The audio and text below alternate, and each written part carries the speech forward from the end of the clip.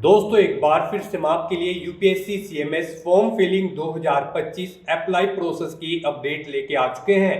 जी हां दोस्तों, आवेदन करने का आपके लिए अंतिम और सुनहरा अवसर है। केवल एक दिन शेष रह गया है ऑनलाइन आवेदन करने का।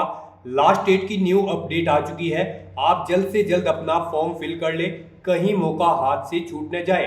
ऑनलाइन आवेदन करते समय आपको कोई भी ऐसी गलती या फिर मिस्टेक नहीं करनी होगी जिसके करने से आपके एप्लीकेशन फॉर्म रिजेक्ट हो सकते हैं। और आवेदन करते समय आपको कुछ महत्वपूर्ण बातों का भी ध्यान रखना होगा, तभी आपके एप्लीकेशन फॉर्म सक्सेसफुली सबमिट किए जाएंगे। और आवेदन करते समय आपको फोटोग्राफ, सिग्नेचर, डॉक्यूमेंट्स कैसे और कितने केबी में अपलोड करने होंगे, कंप्लीट जानकारी आपको इस वीडियो में हम स्टेप बाय स्टेप दिखाएंगे। साथ ही साथ इस वीडियो में हम आपको ये भी जानकारी दिखाएंगे कि क्या यहाँ पर एलिजिबिलिटी क्राइटेरिया है, एग्जाम पैटर्न, सिलेबस क्या रहेगा, क्या आपकी एग्जाम सेंटर की लिस्ट है, प्रीवियस ईयर पेपर की आपके क्या यहाँ पर क्वेश्चन पूछे जाएंगे, और साथ ही साथ क्या कंप्लीट हाउ टू अप्लाई का प्रोसीजर रहेगा, और ऑफिशियल नोटिफिकेशन की पीडीएफ आप ये कैसे डाउनलोड कर सकते हो और कैसे आप अप्लाई ऑनलाइन कर सकते हो। स्टेप बाय स्टेप कंप्लीट जानकारी के लिए आपको ये वीडियो शुरू से लेके एंड तक बिना स्किप किए हुए देखनी होगी। इस वीडियो को कंप्लीटली देखने पर ही आपके सभी सवाल और डाउट क्लियर होंगे। तो चलिए दोस्तों, बिना कोई वक्त गंवाए शुरू करते हैं यूपीएससी सीएमएस फॉर्म फिलिंग 2025 की पूरी जानकारी। फॉर्म भरने से पहले आपको हमारी वेबसाइट आईएनडी सरकारी नौकरी के इस पेज का लिंक आपको नीचे description plus first comment box में मिल जाएगा, और हमारे इस पेज पर विजिट करके आप यहां से यूपीएससी सीएमएस का फॉर्म फिल कर सकते हो। यूनियन पब्लिक सर्विस कमीशन संघ लोक सेवा आयोग यूपीएससी की ओर से combined medical service CMS exam का नोटिफिकेशन रिलीज किया गया था। इसमें पोस्ट है medical officer, assistant divisional medical officer और जनरल ड्यूटी मेडिकल ऑफिसर की 705 टोटल वैकेंसीज निकली हुई है। कैटेगरी फर्स्ट में मेडिकल ऑफिसर की जो ग्रेड की पोस्ट है वो जनरल ड्यूटी मेडिकल ऑफिसर सब कैडर और सेंट्रल हेल्थ सर्विस के अंतर्गत है। इसके लिए 226 वैकेंसीज निकली हुई है। कैटेगरी सेकंड में असिस्टेंट डिविजनल मेडिकल ऑफिसर की पोस्ट है जो कि इंडियन रेलवे, भारतीय रेलवे के अंतर्गत है। 450 वैकेंसीज, सबसे अधिक वैकेंसीज निकली हुई है। और जनरल ड्यूटी मेडिकल ऑफिसर जो कि न्यू दिल्ली म्युनिसिपल काउंसिल के लिए है, 9 वैकेंसी है। General duty medical officer grade second जो कि म्युनिसिपल कॉर्पोरेशन ऑफ दिल्ली के लिए है, 20 वैकेंसीज है। यहाँ पर बात अगर इंपोर्टेंट डेट की जाए तो आवेदन करने का केवल एक दिन शेष रह गया है। 11 मार्च तक आप फॉर्म फिल कर सकते हो। जल्द से जल्द अपने फॉर्म फिल कर ले। 56,100 से 1,77,500 सैलरी है। फाइनल ईयर एमपीआर या एमबीबीएस डिग्री पास कैंडिडेट अप्लाई कर सकते हैं। मैक्सिमम 32 वर्ष आयु सीमा है। 200 रुपये फीस है। SC/ST PH फीमेल को फीस जमा नहीं करनी होगी। ऑनलाइन या ऑफलाइन भी आप फीस पेमेंट कर सकते हो। Written exam, interview, personality test के आधार पे सिलेक्शन होगा। ऑनलाइन अप्लाई कर सकते हो, ऑल इंडिया से अप्लाई कर सकते हो। upsconline.gov.in पोर्टल से ये इसकी ऑफिशियल वेबसाइट है। इंपोर्टेंट लिंक सेक्शन के अंतर्गत ऑफिशियल नोटिफिकेशन पीडीएफ लिंक पर क्लिक करके आप इसकी पीडीएफ डाउनलोड कर सकते हो। इसमें सबसे पहले आपको हाउ टू अप्लाई का प्रोसीजर दिया गया है। ओटीआर प्रोफाइल रजिस्ट्रेशन की जानकारी दी गई है, कैसे आप रजिस्ट्रेशन कर सकते हो। साथ ही साथ यहाँ पर आप जैसी पीडीएफ को स्क्रॉल डाउन करोगे तो एग्जामिनेशन सेंटर की आपको लिस्ट दी गई है, और यहाँ पर आपको वैकेंसीज की इंफॉर्मेशन इसमें दे दी गई है। Qualification, age limit, age relaxation, selection criteria, exam pattern, syllabus, previous paper और हाउ टू अप्लाई का कंप्लीट प्रोसीजर आपको इस पीडीएफ में मिल जाएगा। तो स्क्रॉल डाउन करते हुए आपको ये पीडीएफ रीड आउट करना अनिवार्य है। इसको कंप्लीटली पढ़ने से ही आपके सभी सवाल और डाउट क्लियर होंगे। पूरा पीडीएफ रीड आउट करने के बाद में आपको अप्लाई ऑनलाइन लिंक पर क्लिक करना होगा, तो आपके सामने इसका ऑनलाइन का पोर्टल ओपन हो जाएगा। इस पोर्टल पर अगर आपने पहले से रजिस्ट्रेशन कर रखा है, ओटीआर कर रखा है, तो आपको डायरेक्टली लॉगिन करते हुए अपने डैशबोर्ड में से फॉर्म फिल कर लेना होगा। लॉगिन आप ईमेल आईडी, मोबाइल नंबर या फिर ओटीआर के थ्रू कर सकते हो। ईमेल आईडी यहाँ पर एंटर करनी होगी, ओटीपी, और उसके बाद में कैप्चा कोड एंटर करते हुए लॉगिन की टैब पर आपको फॉर्म फिल कर लेना होगा। लॉगिन करने के बाद आप फॉर्म भर सकते हो। अगर आपने पहले से यूपीएससी पर रजिस्ट्रेशन नहीं किया हुआ है तो आपको सबसे पहले न्यू रजिस्ट्रेशन की इस टैब पर क्लिक करना होगा। इस टैब पर आप जैसे ही क्लिक करोगे तो आपके सामने वन टाइम रजिस्ट्रेशन ओटीआर का ये ऑफिशियल पोर्टल ओपन हो जाएगा। यहाँ पर आकर आपको सबसे पहले अपना नाम एंटर करना है, अपनी 10th की मार्कशीट के अकॉर्डिंग उसे वेरीफाई कर लेना है एक बार फिर से एंटर करके। उसके बाद यहाँ पर आपसे पूछा गया है कि क्या आपने कभी अपना नाम चेंज किया है। अगर किया है तो यस करें और फिर अपना चेंज नेम यहाँ पर दें, और अगर नहीं किया है तो यहाँ पर आप नो ऑप्शन सेलेक्ट कर लें। उसके बाद आप यहाँ पर अपना जेंडर सिलेक्ट करें, उसे वेरीफाई करें, अपनी डेट ऑफ बर्थ यहाँ पर आप सिलेक्ट करें, उसके बाद वही डेट ऑफ बर्थ एक बार फिर से यहाँ पर सिलेक्ट करके उसे वेरीफाई कर ले। फिर यहाँ पर आप अपने फादर का नाम एंटर करें और उसके बाद यहाँ पर आपको अपने फादर का नाम भी वेरीफाई कर लेना है एक बार फिर से एंटर करके। उसके बाद यहाँ पर आपको अपनी मदर का नाम एंटर करना है, उसे भी वेरीफाई कर लेना है। फिर आपको यहाँ पर अपना माइनॉरिटी स्टेटस देना है, क्या आप माइनॉरिटी कम्युनिटी के अंतर्गत आते हैं, अगर आते हैं तो यस करें और फिर अपनी माइनॉरिटी ऑप्शन कैटेगरी सिलेक्ट करें, आप कौन सी कैटेगरी में आते हैं और नहीं आते हैं तो यहाँ पर आपको नो ऑप्शन सिलेक्ट कर लेना है। उसके बाद यहाँ पर आपको अपना 10 डिजिट का मोबाइल नंबर एंटर करना है, अपनी ईमेल आईडी एंटर करनी है। कोई अल्टरनेट मोबाइल नंबर या ईमेल आईडी है तो उसे भी आप एंटर कर सकते हो, नहीं तो इन कॉलम्स को आप खाली छोड़ दें। उसके बाद यहाँ पर आपको अपनी 10वीं क्लास का रोल नंबर एंटर कर देना है। फिर आपसे यहाँ पर एक सिक्योरिटी क्वेश्चन आपको सिलेक्ट कर लेना है, अपनी चॉइस के अकॉर्डिंग कोई भी सिक्योरिटी क्वेश्चन सिलेक्ट करें, उसका आंसर दे। एक और क्वेश्चन आप सिलेक्ट करें यहाँ पर सिक्योरिटी क्वेश्चन 2 सेक्शन में और उसका भी आंसर आप प्रोवाइड करा दें। उसके बाद यहाँ पर आप ये कैप्चा कोड एंटर करें और फिर सबमिट बटन पर क्लिक कर दें। नेक्स्ट आपको आपने पीछे रजिस्ट्रेशन में जो डिटेल्स प्रोवाइड कराई हैं उनका पूरा प्रीव्यू शो कर दिया गया है, आपको सभी डिटेल्स चेकआउट करनी है। कहीं पर कोई मिस्टेक है तो आप अपडेट/चेंज हियर ऑप्शन पर क्लिक करके चेंज कर ले, नहीं है तो आप आई एग्री इस बटन पर क्लिक कर दें। उसके बाद आपके सामने कुछ इस तरह से इंटरफेस ओपन होगा। यहाँ पर आपके रजिस्टर्ड मोबाइल नंबर और ईमेल आईडी पर ओटीपी सबमिट किए गए हैं, वो ओटीपी यहाँ पर आपको एंटर करने हैं और वेरीफाई ओटीपी ऑप्शन पर क्लिक करके अपना मोबाइल नंबर और ईमेल आईडी को वेरीफाई कर लेना है। ओटीपी वेरीफाई करने के बाद आपके रजिस्ट्रेशन का फर्स्ट स्टेप यहाँ पर कंप्लीट हो चुका है। आपको सभी डिटेल्स प्रोवाइड करा दी गई है, आपको इसका एक प्रिंट आउट ले लेना है फ्यूचर यूज के लिए या फिर इसे नोट डाउन करके रख लेना है। साथ ही साथ आपको एक ओटीआर आईडी प्रोवाइड कराई गई है, ये ओटीआर आईडी और एक पासवर्ड आपको आपकी रजिस्टर्ड मेल आईडी पर भी सबमिट किए गए हैं और ये ओटीआर आईडी आपके रजिस्टर्ड मोबाइल नंबर पर भी सबमिट की गई है। आपको इन्हें केयरफुली नोट डाउन करके रख लेना है फ्यूचर यूज के लिए। इस स्टेप को कंप्लीट करने के बाद आपको दोबारा से यहाँ पर लॉगिन की स्टेप पर क्लिक करना है। उसके बाद आपके सामने यहाँ पर लॉगिन का इंटरफेस ओपन होगा।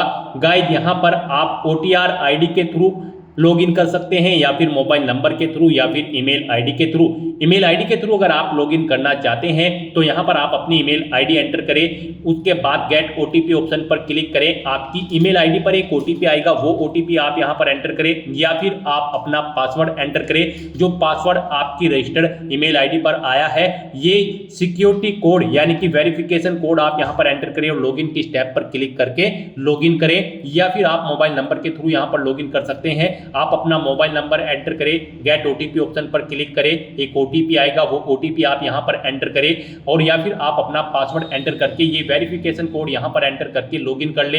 या फिर अगर आप ओटीआर आईडी के थ्रू लॉगिन करना चाहते हैं तो आपके मोबाइल नंबर या फिर ईमेल आईडी पर जो ओटीआर आईडी आई है वो आईडी यहां पर आप एंटर करें और फिर आप अपना पासवर्ड यहां पर एंटर करें जो आपकी मेल आईडी पर आपका पासवर्ड आया है और उसके बाद ये वेरिफिकेशन कोड यहां पर एंटर करें और लॉगिन की स्टेप पर क्लिक करके लॉगिन कर लें। लॉगिन करने के बाद आपके सामने कुछ इस तरह से इंटरफेस ओपन होगा। यहां पर अगर आप कुछ चेंज करना चाहते हैं अपने रजिस्ट्रेशन में जैसे कि अपने जेंडर में तो क्लिक टू चेंज जेंडर इस ऑप्शन पर क्लिक करें और अपना जेंडर चेंज कर ले।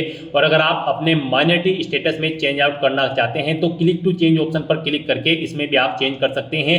नहीं तो यहां पर अब आपको अपना नया पासवर्ड क्रिएट करना है।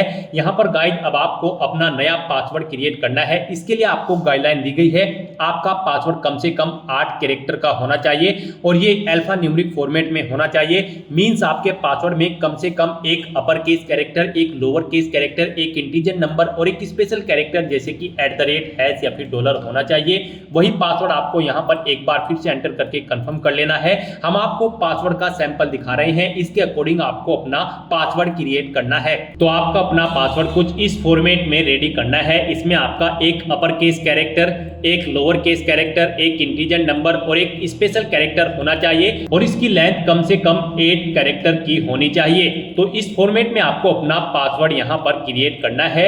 उसके बाद आपको सबमिट बटन पर क्लिक कर देना है। सबमिट बटन पर क्लिक करने के बाद आप अपने डैशबोर्ड से लॉग आउट करें और फिर अब यहां पर आप इनमें से ईमेल आईडी, मोबाइल नंबर या फिर ओटीआर आईडी के थ्रू अपने डैशबोर्ड में दोबारा से लॉगिन करें। अपने नए पासवर्ड को एंटर करने के बाद यहां पर आप अपनी ओटीआर आईडी एंटर करें, अपना नया पासवर्ड पासवर्ड एंटर करें जो आपने चेंज किया है, ये वेरिफिकेशन कोड यहाँ पर एंटर करें और लॉगिन बटन पर क्लिक करके लॉगिन कर लें। नेक्स्ट आपके सामने कुछ इस तरह से इंटरफेस ओपन होगा। गाइस यहाँ पर हम आपको यूपीएससी का ओटीआर वन टाइम रजिस्ट्रेशन करके दिखा रहे हैं। इसे कंप्लीट करने के बाद आप यूपीएससी में निकलने वाली सभी भर्तियों पर अप्लाई करने के लिए एलिजिबल हो जाएंगे। सभी भर्तियों पर अप्लाई करने से पहले आपको ऐसे ही ओटीआर करना पड़ता है, बिना इसके आप यूपीएससी की किसी भी भर्ती के लिए अप्लाई नहीं कर पाओगे। तो यहाँ पर आने के बाद आपको अपने डैशबोर्ड में अपनी ओटीआर की प्रोफाइल को कंप्लीट करना है। सबसे पहले यहाँ पर आपको अपनी पर्सनल इंफॉर्मेशन प्रोवाइड करानी है, तो आप यहाँ पर पर्सनल इंफॉर्मेशन के इस लिंक पर क्लिक करें। उसके बाद आपके सामने कुछ इस तरह से इंटरफेस ओपन होगा। यहाँ पर आपको आपकी कुछ चीजें ऑटोमेटिकली फिल मिल गई है जो आपने रजिस्ट्रेशन के फर्स्ट स्टेप में प्रोवाइड कराई थी। आपको इस पेज को नीचे स्क्रॉल डाउन करना है और यहाँ पर सबसे पहले अब आपको अपनी सिटीजनशिप सिलेक्ट कर लेनी है, फिर आपको अपनी मातृभाषा यहाँ पर सिलेक्ट कर लेनी है। उसके बाद यहाँ पर आपको अपना मैरिटल स्टेटस सिलेक्ट कर लेना है, आप मैरिड हो या फिर अनमैरिड। प्लेस ऑफ बर्थ आप यहाँ पर एंटर सेलेक्ट करें, आप इंडिया से हैं या फिर आउटसाइड ऑफ इंडिया से। उसके बाद यहाँ पर आप अपना पोस्ट ऑफिस का नाम एंटर करें, सिटी या टाउन या फिर विलेज का नाम एंटर करें, अपना स्टेट यहाँ पर आप सिलेक्ट करें। उसके बाद आप अपना डिस्ट्रिक्ट यहाँ पर सिलेक्ट करें, फिर आप अपना पिन कोड यहाँ पर एंटर कर दें। उसके बाद यहाँ पर आपको अपनी कम्युनिटी सिलेक्ट कर लेनी है, आप जिस भी कम्युनिटी से बिलोंग करते हैं। फिर अगर आप रिजर्व कैटेगरी से बिलोंग करते हो तो आप अपना कास्ट का सर्टिफिकेट नंबर यहाँ पर एंटर करें और फिर डेजिग्नेशन सिलेक्ट करें, किसने आपको आपका कास्ट सर्टिफिकेट प्रोवाइड कराया है, जैसे कि तहसीलदार या फिर मैजिस्ट्रेट या फिर पटवारी या फिर कलेक्टर। आप ऑप्शन सिलेक्ट करें, फिर आप स्टेट सिलेक्ट करें, किस स्टेट का आपके पास यहाँ पर ये कास्ट सर्टिफिकेट है वो यहाँ पर आप सिलेक्ट कर लें। उसके बाद यहाँ पर कब आपको वो इशू हुआ है वो डेट आप सिलेक्ट करें और फिर जिस ऑफिस से आपको ये आपका कास्ट सर्टिफिकेट इशू हुआ है उसका पूरा एड्रेस आपको यहाँ पर एंटर कर देना है। ये सभी डिटेल्स आपको आपके सर्टिफिकेट में मिल जाएगी, वहां से आपको इन्हें देखकर यहाँ पर फिलअप कर देना है। फिर यहाँ पर आपको अपना रिलीजन सिलेक्ट कर लेना है। उसके बाद यहाँ पर आपको अपनी कास्ट का नाम दे देना है, फिर आपको अपने कास्ट सर्टिफिकेट का सीरियल नंबर यहाँ पर एंटर कर देना है। फिर यहाँ पर आपको अपने कास्ट सर्टिफिकेट का सीरियल नंबर एंटर कर देना है। उसके बाद यहाँ पर आपसे पूछा गया है कि क्या आप पीडब्ल्यूबीडी या फिर पीडब्ल्यूडी कैंडिडेट हैं, अगर हैं तो यस ऑप्शन सिलेक्ट करें और फिर बताएं आपकी परसेंटेज क्या यहाँ पर 40% से अबव है, अगर है तो यस करें, नहीं है तो नो ऑप्शन सिलेक्ट करें। और अगर आप यहाँ पर पीडब्ल्यूबीडी या फिर पीडब्ल्यूडी कैंडिडेट नहीं है तो आपको नो ऑप्शन सिलेक्ट करना है। उसके बाद यहाँ पर आपको अपना फोटो आइडेंटिटी कार्ड यहाँ पर सिलेक्ट कर लेना है, कोई भी एक फोटो आइडेंटिटी कार्ड यहाँ पर आपको प्रोवाइड कराना है। आप ऑप्शन सिलेक्ट करें, driving licence, PAN card, passport या फिर वोटर आईडी। उसके बाद उसका नंबर आप यहाँ पर एंटर कर दें। फिर यहाँ पर आपसे पूछा गया कि क्या आप पीएच या फिर पीडब्ल्यूबीडी कैंडिडेट हैं और यहाँ पर आप यूपीएससी के पहले के किसी एग्जाम में पार्टिसिपेट कर चुके हैं, अगर कर चुके हैं तो यस करें और फिर उसकी डिटेल दें, उस जैसे कि एग्जाम का नेम, उसका ईयर और अपना रोल नंबर आप यहाँ पर प्रोवाइड कराएं। और अगर आपने यूपीएससी के किसी भी एग्जाम में अब से पहले पार्टिसिपेट नहीं किया है तो यहाँ पर आपको नो ऑप्शन सिलेक्ट करना है। उसके बाद यहाँ पर आपसे पूछा गया है कि क्या आप अपनी पर्सनल इंफॉर्मेशन को यहाँ पर अवेलेबल कराना चाहते हैं, तो यहाँ पर आपको यस ऑप्शन सिलेक्ट कर लेना है। उसके बाद यहाँ पर आपको चेकबॉक्स को ओके करना है और सेव के इस बटन पर क्लिक करके अपनी पर्सनल इंफॉर्मेशन को सेव कर देना है। इस तरह से आपकी पर्सनल इंफॉर्मेशन यहाँ पर सेव हो जाएगी। इसके सामने आपको ओके का ग्रीन कलर का टिक मिल जाएगा। अब यहाँ पर आपको अपना एड्रेस इंफॉर्मेशन प्रोवाइड करानी है। एड्रेस इंफॉर्मेशन के इस लिंक पर क्लिक करें। उसके बाद आपके सामने कुछ इस तरह से इंटरफेस ओपन होगा। अब यहाँ पर आप अपना कोरोस्पोंडेंस एड्रेस एंटर करें। उसके बाद आप अपना परमानेंट एड्रेस यहाँ पर एंटर कर दें और अगर आपका परमानेंट एड्रेस आपके कोरोस्पोंडेंस एड्रेस के अकॉर्डिंग सेम है तो यहाँ पर click here if your permanent postal address is same as correspondence address, आप इस चेकबॉक्स पर ओके कर दें। ऑटोमेटिकली आपका परमानेंट एड्रेस आपके कोरोस्पोंडेंस एड्रेस के अकॉर्डिंग फिल हो जाएगा। उसके बाद आप सेव के इस बटन पर क्लिक करके अपनी एड्रेस की इंफॉर्मेशन को आप सेव कर दें। एड्रेस की इंफॉर्मेशन प्रोवाइड कराने के बाद आपको अपना फोटो और सिग्नेचर अपलोड करने हैं, तो आप फोटो एंड साइन अपलोड इस लिंक पर क्लिक करें। आपके सामने कुछ इस तरह से इंटरफेस शो होगा। यहाँ पर आपको दी गई गाइडलाइंस के अकॉर्डिंग अपना फोटो और सिग्नेचर अपलोड करने हैं। गाइस यहाँ पर आपका फोटोग्राफ जेपीजी फॉर्मेट में होना चाहिए और आपका फोटो का डायमेंशन 550 पिक्सल से 1000 पिक्सल के बीच में होना चाहिए और आपका फोटो यहाँ पर कुछ इस तरह से होना चाहिए। उसके नीचे यहाँ पर आपको अपना नाम एंटर करना है और फिर किस डेट को यहाँ पर क्रिएट हुआ है वो डेट आपको यहाँ पर एंटर कर देनी है। यहाँ पर आपके फोटो का बैकग्राउंड व्हाइट कलर में होना चाहिए और ये 10 दिन से ओल्ड नहीं होना चाहिए। मीन्स जिस दिन आप फॉर्म भर रहे हैं उससे 10 दिन से ज़्यादा पुराना फोटो आपका नहीं होना चाहिए। तो यहाँ पर आपको चूज फाइल बटन पर क्लिक करना है, फाइल को सिलेक्ट कर लेना है और अपना फोटो यहाँ पर आपको अपलोड कर देना है। अपना फोटो सिलेक्ट करने के बाद आपको इस चेकबॉक्स को ओके करना है और फिर आपको सेव बटन पर क्लिक कर देना है। और अगर आपका फोटो यहाँ पर बड़ा या छोटा है, आप उसे रिसाइज करना चाहते हैं, तो यहाँ पर आप क्लिक हियर के इस लिंक पर क्लिक करें। यहाँ पर आपको पूरी गाइडलाइन दी गई है कैसे आप अपना फोटो यहाँ पर रिसाइज कर सकते हैं। यहाँ पर आपको अपने कंप्यूटर में MS पेंट ओपन कर लेना है, उसमें अपना फोटो इंपोर्ट कर लेना है और इन इंस्ट्रक्शंस को फॉलो करते हुए आपको अपना फोटो यहाँ पर रिसाइज कर लेना है। आप अपना फोटो इन इंस्ट्रक्शंस को फॉलो करते हुए रिसाइज कर सकते हैं, उसे बड़ा या छोटा आप कर सकते हैं। अपना फोटो इस तरह से अपलोड करने के बाद अब आपको सिग्नेचर की स्टेप पर क्लिक करना है और अपने सिग्नेचर भी आपको यहाँ पर गाइडलाइन के अकॉर्डिंग ही अपलोड करने हैं। आपके सिग्नेचर भी JPG फॉर्मेट में होने चाहिए। डायमेंशन इनकी 350 पिक्सल से 550 पिक्सल के बीच में होनी चाहिए और इनका साइज 20 से 300 KB के बीच में होना चाहिए। तो यहाँ पर अब आपको अपने सिग्नेचर अपलोड करने हैं। इसके लिए भी आपको चूज फाइल बटन पर क्लिक करना है, फाइल को सिलेक्ट कर लेना है और अपने सिग्नेचर्स को यहाँ पर आपको अपलोड कर देना है। सिग्नेचर की फाइल सिलेक्ट करने के बाद आपको इस चेकबॉक्स को ओके करना है और सेव के इस बटन पर क्लिक करके अपने सिग्नेचर को भी अपलोड कर देना है। अपने फोटो और सिग्नेचर अपलोड करने के बाद अब आपको एजुकेशनल इंफॉर्मेशन इस लिंक पर क्लिक करना है और यहाँ पर अपनी एजुकेशनल क्वालिफिकेशन की डिटेल प्रोवाइड करानी है। यहाँ पर सबसे पहले आपको अपनी 10वीं क्लास की डिटेल प्रोवाइड करानी है। यहाँ पर आप अपनी क्लास या डिवीजन बताएं या फिर ग्रेड जो भी आपने 10वीं क्लास में ऑब्टेन की है। जैसे कि अगर आपने फर्स्ट डिवीजन ऑब्टेन की है तो यहाँ पर फर्स्ट एंटर करें। उसके बाद आपने कितने % मार्क्स ऑब्टेन किए हैं वो यहाँ पर आप एंटर करें। CGPA में स्कोर है तो यहाँ पर आप अपना CGPA दें, कितने में से कितने आपका CGPA है। उसके बाद पासिंग ऑफ ईयर आप प्रोवाइड कराएं, कब आपने अपना 10वीं का एग्जाम पास आउट किया है, कौन कौन से सब्जेक्ट थे यहाँ पर आप एंटर करें। यहाँ पर आपको अपने सभी सब्जेक्ट के नाम एंटर कर देने हैं बिना कोई स्पेशल कैरेक्टर यूज किए हुए, जैसे कि कोमा वगैरह आपको यहाँ पर नहीं लगाना है। और अपने सभी सब्जेक्ट्स का नाम यहाँ पर आपको स्पेस देकर एंटर कर देना है। उसके बाद यहाँ पर आपको स्कूल का नाम देना है जिससे आपने अपनी 10वीं क्लास पास आउट की है। फिर बोर्ड या यूनिवर्सिटी का नाम देना है जिससे आपने अपनी 10वीं क्लास पास आउट की है। उसके बाद आपको सेव के इस बटन पर क्लिक करके अपनी ये सभी डिटेल सेव कर देनी है। 10th क्लास की डिटेल प्रोवाइड कराने के बाद आपको अपनी 12th क्लास की डिटेल यहाँ पर प्रोवाइड करानी है। तो यहाँ पर आप अपनी 12th आपने अगर कंप्लीट कर ली है तो कंप्लीटेड ऑप्शन सेलेक्ट करें और फिर उसकी डिटेल दें। और अगर आप यहाँ पर अपीयर्ड है तो यहाँ पर आप अपीयरिंग ऑप्शन सेलेक्ट करें। उसके बाद यहाँ पर कोई डिटेल आपको प्रोवाइड नहीं करानी है। तो यहाँ पर अगर आप अपनी 12th कंप्लीट कर चुके हैं तो आपको कंप्लीटेड ऑप्शन सेलेक्ट करना है और अपनी 12th की डिटेल को यहाँ पर प्रोवाइड कराना है। यहाँ पर भी आपको सबसे पहले क्लास या डिवीजन बतानी है जो आपने 12th क्लास में ऑब्टेन की है, कितने % मार्क्स आपने ऑब्टेन किए हैं वो भी आपको एंटर करना है। CGPA में अगर स्कोर है तो कितने में से कितने CGPA आपने ऑब्टेन किया है वो यहाँ पर आप एंटर कर दे। ईयर ऑफ पासिंग यहाँ पर आप देख कब आपने पास आउट की है अपनी 12वीं क्लास। फिर यहाँ पर आपको अपने सब्जेक्ट के नेम एंटर करने हैं बिना कोई स्पेशल कैरेक्टर यूज किए हुए, यानी कि कोमा वगैरह आपको यहाँ पर नहीं यूज करना है। बस आपको अपने सभी सब्जेक्ट के नाम यहाँ पर एंटर कर देने हैं। उसके बाद यहाँ पर आपको अपने स्कूल या कॉलेज का नाम देना है जिससे आपने अपनी 12वीं क्लास पास आउट की है। बोर्ड का नाम देना है जिससे आपने अपनी 12वीं क्लास पास आउट की है और सेव के इस बटन पर क्लिक करके आपको अपनी डिटेल सेव कर देनी है। अपनी 12th क्लास की डिटेल सेव करने के बाद अगर आपने ग्रेजुएशन या फिर पोस्ट ग्रेजुएशन कर रखी है तो आप उसकी डिटेल भी प्रोवाइड करा सकते हैं। यहाँ पर ये UPSC का OTR है, वन टाइम रजिस्ट्रेशन। तो यहाँ पर आपकी जितनी भी मैक्सिमम क्वालिफिकेशन है वो यहाँ पर आप एंटर कर दें, क्योंकि इस भर्ती के बाद आगे भी अगर UPSC की कोई भर्ती निकलती है और उसमें कोई और क्वालिफिकेशन रिक्वायर्ड है तो फिर आपको उसकी जरूरत नहीं पड़ेगी एंटर करने की। तो यहाँ पर आपकी जो भी मैक्सिमम क्वालिफिकेशन है आप उसकी डिटेल प्रोवाइड कराएं, क्योंकि यहाँ पर OTR आपका एक बार होता है UPSC का। तो आपको यहाँ पर अपनी सभी क्वालिफिकेशन की डिटेल प्रोवाइड करा देनी है। जैसे कि अगर आपने ग्रेजुएशन कंप्लीट कर ली है तो आप कंप्लीटेड ऑप्शन सेलेक्ट करें, या फिर अपीयर्ड हो तो अपीयर ऑप्शन सेलेक्ट करें।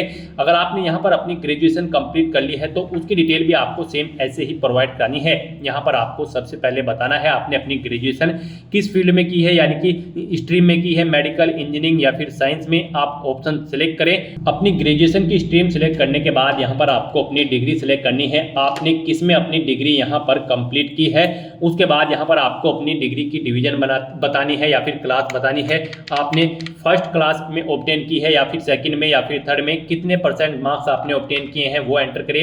CGPA में अगर स्कोर है तो वो आप एंटर कर दें, कब आपने पास आउट की है वो यहाँ पर आप एंटर करें, फिर सब्जेक्ट कौन कौन से थे वो यहाँ पर आप एंटर कर दें बिना कोई स्पेशल कैरेक्टर यूज किए हुए। उसके बाद यहाँ पर आपसे पूछा गया है आपके स्कूल का नाम, किससे आपने अपनी डिग्री कंप्लीट की है, फिर बोर्ड या यूनिवर्सिटी का नाम यहाँ पर आप सिलेक्ट करें। उसके बाद यहाँ पर आपको अपने ग्रेजुएशन सर्टिफिकेट का नंबर एंटर कर देना है। उसके बाद कब आपको वो इशू हुआ है आपका सर्टिफिकेट, वो डेट आपको सिलेक्ट कर लेनी है। आपको डेजिग्नेशन बतानी है इशूइंग अथॉरिटी की जिसने आपको ये सर्टिफिकेट इशू किया है। उसके बाद आपको फुल एड्रेस यहाँ पर उस अथॉरिटी का एंटर कर देना है। फिर यहाँ पर आपको पूछा गया है कि क्या आपने बेसिक एजुकेशनल क्वालिफिकेशन या फिर हायर क्वालिफिकेशन ऑब्टेन की है फॉरेन इंस्टीट्यूट से, अगर की है तो यस करें और फिर उसकी डिटेल दे, नहीं की है तो आप नो ऑप्शन सेलेक्ट कर लें। उसके बाद यहाँ पर आपको सेव के इस बटन पर क्लिक करके अपनी डिटेल्स को सेव कर देना है। इस तरह से अपनी ग्रेजुएशन की डिटेल सेव करने के बाद अगर आपने पोस्ट ग्रेजुएशन कर रखी है तो आप पोस्ट ग्रेजुएशन की टैब पर क्लिक करें और सेम ऐसे ही अपनी पोस्ट ग्रेजुएशन की डिटेल प्रोवाइड करा दें। तो यहाँ पर आपने जो भी मैक्सिमम क्वालिफिकेशन कर रखी है तो उसकी डिटेल आप प्रोवाइड करा दें और उन्हें सेव करने के बाद आपको फिर डॉक्यूमेंट्स अपलोड इस लिंक पर क्लिक करना है। नेक्स्ट यहाँ पर आपको अपने कुछ डॉक्यूमेंट्स अपलोड करने हैं। यहाँ पर आपको अपनी 10वीं की मार्कशीट और यहाँ पर 12वीं की मार्कशीट और फोटो ID प्रूफ आपको अपलोड करना है। और अगर आप यहाँ पर SC ST OBC कैंडिडेट हैं तो यहाँ पर आपको अपना कास्ट सर्टिफिकेट भी अपलोड करना है। फिर यहाँ पर अगर आप एज में रिलेक्शन चाहते हैं तो अपने एज रिलेक्शन का क्लेम सर्टिफिकेट अपलोड कर दें। हिल एरिया से अगर आप बिलोंग करते हो तो हिलिंग सर्टिफिकेट आपको अपलोड करना होगा। अगर आप अरुणाचल प्रदेश, मणिपुर, मेघालय, मिजोरम या फिर नागालैंड या फिर सिक्किम से हैं और अगर आपने पोस्ट ग्रेजुएशन से ऊपर भी यहाँ पर कोई हायर क्वालिफिकेशन कर रखी है तो उसके डॉक्यूमेंट सर्टिफिकेट आपको अपलोड करने हैं। अचीवमेंट अगर आपके पास है किसी फील्ड में या फिर अवार्ड आपने जीता है तो उसके डॉक्यूमेंट भी आप अपलोड कर सकते हैं। यहाँ पर जिनके ऊपर रेड कलर का स्टार बना हुआ है वो डॉक्यूमेंट आपको यहाँ पर जरूर अपलोड करने हैं। आपका डॉक्यूमेंट्स यहाँ पर PDF फॉर्मेट में होने चाहिए और उनका मैक्सिमम साइज 1 MB रखा गया है। आपको चूज फाइल बटन पर क्लिक करना है, फाइल को सिलेक्ट कर लेना है और 1 बाय 1 करके अपने इन सभी डॉक्यूमेंट्स को आपको अपलोड कर देना है। अपने इन सभी डॉक्यूमेंट्स को सक्सेसफुली अपलोड करने के बाद आपको पेरेंटल इंफॉर्मेशन इस लिंक पर क्लिक कर देना है। उसके बाद आपके सामने कुछ इस तरह से इंटरफेस ओपन होगा। अब यहाँ पर आपको अपने गार्जियंस, अपने फादर और मदर की इंफॉर्मेशन प्रोवाइड करानी है। सबसे पहले आपको अपनी फादर की इंफॉर्मेशन प्रोवाइड करानी है। उनकी नेशनलिटी आप सिलेक्ट करें, फिर उनका प्रोफेशन आप यहाँ पर सिलेक्ट कर लें। उसके बाद यहाँ पर आपको उनका एड्रेस एंटर करना है।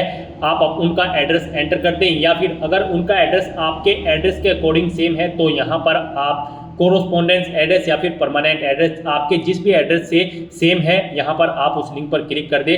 ऑटोमेटिकली उनका एड्रेस भी आपके एड्रेस के अकॉर्डिंग फिल हो जाएगा। और अगर आपके फादर यहाँ पर सर्विस में हैं या फिर रिटायर्ड हो चुके हैं तो उनकी पोस्ट का नाम यहाँ पर आपको एंटर करना है। उनकी एनुअल इनकम यहाँ पर आपको एंटर करनी है। फिर यहाँ पर वो कौन से स्टेट से बिलोंग करते हैं वो स्टेट आपको सेलेक्ट कर लेना है, डिस्ट्रिक्ट सेलेक्ट कर लेना है उनका। और इस तरह से अपनी डिटेल्स फिल करने के बाद आपको सेव बटन पर क्लिक करके अपने फादर की डिटेल को सेव कर देना है। और उसके बाद आपको मदर इन्फॉर्मेशन इस टैब पर क्लिक करके अपनी मदर की इन्फॉर्मेशन भी सेम ऐसे ही यहाँ पर आपको प्रोवाइड करानी है। मदर की इन्फॉर्मेशन में भी आपको सबसे पहले अपनी मदर की नेशनलिटी सेलेक्ट कर लेनी है, उनका प्रोफेशन आपको सेलेक्ट कर लेना है और उनका एड्रेस भी आप यहाँ पर एंटर कर सकते हो। नहीं तो यहाँ पर आप कोरोस्पोंडेंस या फिर परमानेंट एड्रेस या फिर फादर एड्रेस ऑप्शन सेलेक्ट करके इन्हीं का एड्रेस यहाँ पर फिल हो जाएगा जिस भी लिंक पर आप क्लिक करेंगे।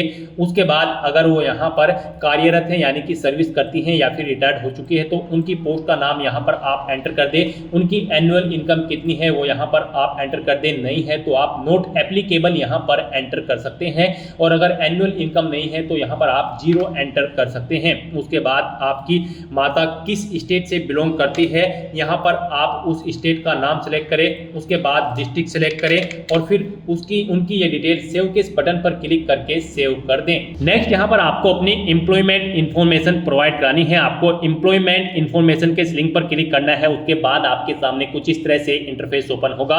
यहाँ पर आपसे पूछा गया है आप सेंट्रल गवर्नमेंट के एम्प्लॉय हैं या फिर स्टेट गवर्नमेंट में आपने सर्विस की है या फिर PSU में या फिर किसी प्राइवेट सेक्टर में या फिर किसी अदर में, आप ऑप्शन सेलेक्ट करें और फिर उसकी डिटेल दें। और अगर आप एम्प्लॉय नहीं हैं आपको यहाँ पर नॉट एम्प्लॉयड ऑप्शन सेलेक्ट करना है और फिर आपको यहाँ पर नो ऑप्शन सेलेक्ट करने हैं और सेव बटन पर क्लिक कर देना है। इस तरह से आपकी एम्प्लॉयमेंट इंफॉर्मेशन यहाँ पर सेव हो जाएगी। उसके बाद आपको UPSC एग्जामिनेशन इंफॉर्मेशन इस लिंक पर क्लिक करना है। उसके बाद आपके सामने कुछ इस तरह से इंटरफेस ओपन होगा। यहाँ पर आपसे पूछा गया है कि क्या आपको UPSC ने कभी एग्जाम में बैठने से रोका है। अगर रोका है तो यस करें और फिर उसकी डिटेल दे। नहीं रोका है तो यहाँ पर आप नो ऑप्शन सेलेक्ट कर ले। फिर आपसे पूछा गया है कि क्या आप UPSC के प्रीवियस ईयर के एग्जामिनेशन में भी पार्टिसिपेट किए हैं। अगर किए हैं तो यस करें और फिर उसकी डिटेल दे। नहीं किए हैं तो आप नो ऑप्शन सेलेक्ट कर लें। और फिर आपसे पूछा गया है कि लास्ट के कुछ ईयर में आपने सिविल सर्विस एग्जामिनेशन में पार्टिसिपेट किया है और आपको सर्विस या फिर पोस्ट ऑफर्ड हुई है। अगर हुई है तो यस करें और उसकी डिटेल दें। नहीं हुई है तो आपको नो ऑप्शन सेलेक्ट कर लेना है। इस तरह से अपनी डिटेल्स फिल करने के बाद अब आपको सेव के इस बटन पर क्लिक करना है। अपनी इस डिटेल को सेव कर देना है और फिर आपको achievement, prizes, medals and other इस लिंक पर क्लिक कर देना है और यहाँ पर अपनी अचीवमेंट्स की डिटेल आपको प्रोवाइड करानी है। यहाँ पर अगर आपने यूनिवर्सिटी या फिर स्टेट या फिर नेशनल लेवल पर किसी गेम में पार्टिसिपेट किया है और आपको कोई प्राइज या फिर मेडल या फिर स्कॉलरशिप मिली है तो यहाँ पर आप उसकी डिटेल दे सकते हैं। स्पोर्ट में अगर आपके पास NCC या फिर अदर है तो आप यहाँ पर उसकी डिटेल दें। और अगर आपने कोई पोजीशन डिस्ट्रिक्शन लीडरशिप हासिल की है स्कूल या कॉलेज में, उसकी डिटेल प्रोवाइड करा दें। कोई अदर एक्स्ट्रा करिकुलम एक्टिविटीज आपने की है तो उसकी डिटेल प्रोवाइड करा सकते हैं। तो इस तरह से यहाँ पर आपको अपने इन अचीवमेंट्स की, प्राइजेस की, मेडल्स की डिटेल यहाँ पर प्रोवाइड करानी है। अगर आपने अचीवमेंट्स यहाँ पर ऑब्टेन किए हैं, नहीं किए हैं तो आप इनको खाली छोड़ सकते हैं। फिर यहाँ पर आपसे पूछा गया है कि क्या आपके पास यहाँ पर 5 एकड़ एग्रीकल्चर लैंड है और यहाँ पर आपका रेजिडेंशियल फ्लैट 1000 स्क्वायर मीटर से ज्यादा है या फिर रेजिडेंशियल प्लॉट आपका 100 स्क्वायर यार्ड से अबव है या फिर आपका रेजिडेंशियल प्लॉट यहाँ पर 200 स्क्वायर यार्ड या फिर उससे अबव है। अगर इनमें से कोई भी ऑप्शन है तो आप यस ऑप्शन सेलेक्ट करें, नहीं तो नो ऑप्शन सेलेक्ट करें। फिर यहाँ पर आपको अपनी लैंग्वेज की डिटेल प्रोवाइड करानी है। कौन कौन सी लैंग्वेज आप जानते हैं, जैसे कि हिंदी, और उसे आप रीड, राइट, स्पीक और जो भी जानते हैं यहाँ पर आप ऑप्शन सेलेक्ट करें। और फिर एग्जामिनेशन आपने कौन सा पास आउट किया है वो एग्जामिनेशन आप यहाँ पर एंटर कर दें। इस तरह से यहाँ पर आपको अपनी लैंग्वेज की डिटेल प्रोवाइड करानी है। अगर आप एक से ज़्यादा लैंग्वेज जानते हैं तो यहाँ पर ऐड के इस बटन पर क्लिक करें। फिर यहाँ पर आप अपनी दूसरी लैंग्वेज सेलेक्ट करें और उसकी डिटेल दें। इस तरह से अपनी लैंग्वेज की डिटेल आपको यहाँ पर प्रोवाइड करानी है और फिर आपको सेव के इस बटन पर क्लिक करके अपनी ये डिटेल सेव कर देनी है। इस तरह से आपके वन टाइम रजिस्ट्रेशन की प्रोफाइल आपकी कंप्लीट हो जाएगी। यहाँ पर इन सभी ऑप्शन के सामने आपको ग्रीन कलर का ओके का टिक मिल जाएगा। तो यहाँ पर आपकी OTR की प्रोफाइल कंप्लीट हो चुकी है। गाइस, यहाँ पर OTR कंप्लीट करने के बाद आपको UPSC की भर्तियों के लिए अप्लाई करना है। उसके लिए आपको लेटेस्ट नोटिफिकेशन की स्टेप पर क्लिक करना है। नेक्स्ट आपके सामने कुछ इस तरह से इंटरफेस ओपन होगा। यहाँ पर आपको UPSC की जितनी भी भर्तियां चल रही हैं उनकी लिस्ट मिल जाएगी। आपको पेज को नीचे स्क्रॉल करना है और यहाँ पर आपको कंबाइंड मेडिकल सर्विस एग्जामिनेशन 2025 इसके सामने यहाँ पर आपको, अगर आप अपनी OTR में अपडेट करना चाहते हैं वन टाइम रजिस्ट्रेशन में तो आप अपडेट या फिर एडिट कर सकते हैं। नहीं तो यहाँ पर आपको क्लिक हियर फॉर पार्ट 1 भाग 1 के लिए यहाँ क्लिक करें। आपको इस लिंक पर क्लिक कर देना है। उसके बाद आपके सामने यहाँ पर कुछ जनरल इंस्ट्रक्शंस ओपन होंगे। इन्हें आपको रीड करना है, पेज को नीचे स्क्रॉल करना है और फिर आपको यहाँ पर यस के इस ऑप्शन पर क्लिक कर देना है, ओके करना है।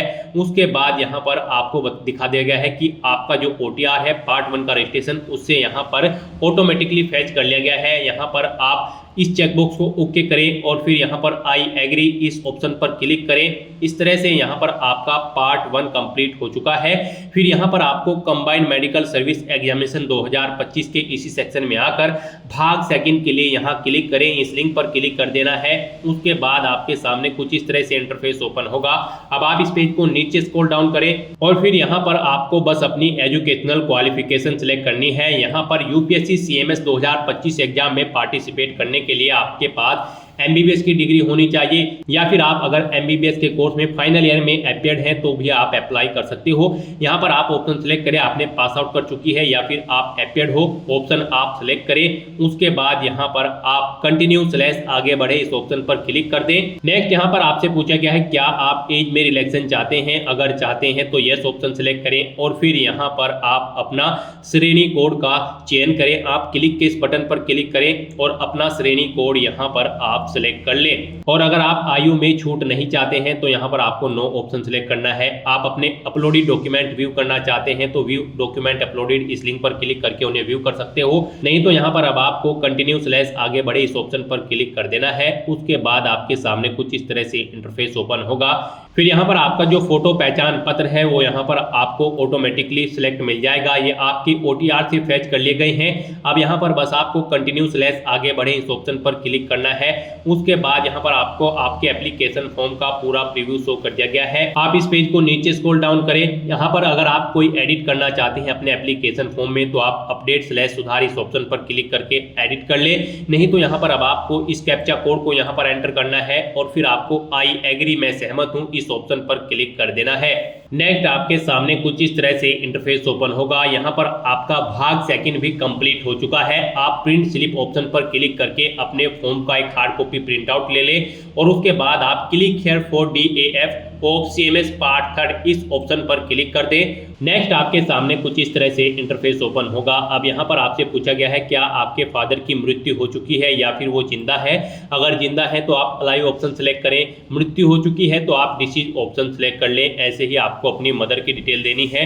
फिर यहाँ पर आप अगर PWBD या फिर PWD कैंडिडेट हैं तो आपको ऑप्शन ऑटोमेटिकली सिलेक्ट मिल जाएगा, येस या नो, जो आपने OTR में यहाँ पर फिल किया होगा।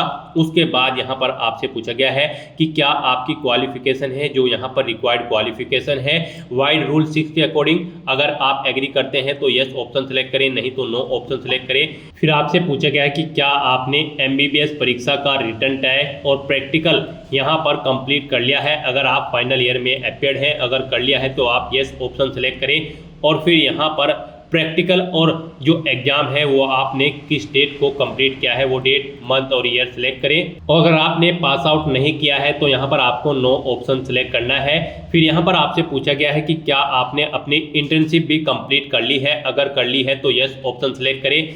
कब आपने कंप्लीट की है वो डेट आप सिलेक्ट करें, डे, मंथ, ईयर।